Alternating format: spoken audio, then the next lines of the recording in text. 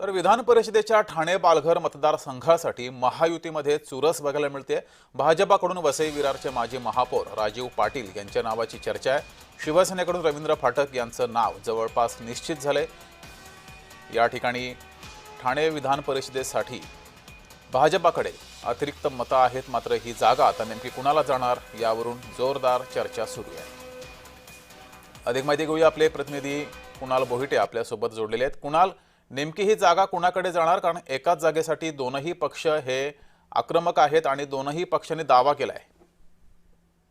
जगदीश अगदी बरोबर आहे। खरं तर ठाणे पालघर विधान परिषदेतील जे काही मतदारांचा आकडा आहे, या मतदारांच्या आकड्यामध्ये भाजपचा सर्वाधिक आकडा आहे। म्हणजे 444 नगरसेवक जे आहेत ते भाजपचे आहेत, तर 346 नगरसेवक जे आहेत ते सामरेंच्या नगरसेवकांना पकडून शिवसेनेचे आहेत। त्यामुळे भाजप दावा करतंय की ही जागा आम्हाला मिळाली पाहिजे। मात्र ज्यावेळेस चर्चा झाली महायुतीमध्ये, त्यावेळेस ही जागा जी आहे ती शिवसेनेला सुटलेली आहे। मात्र शिवसेनेला जागा सुटल्यानंतर मात्र भाजप आता दबाव तंत्राचा वापर करताय।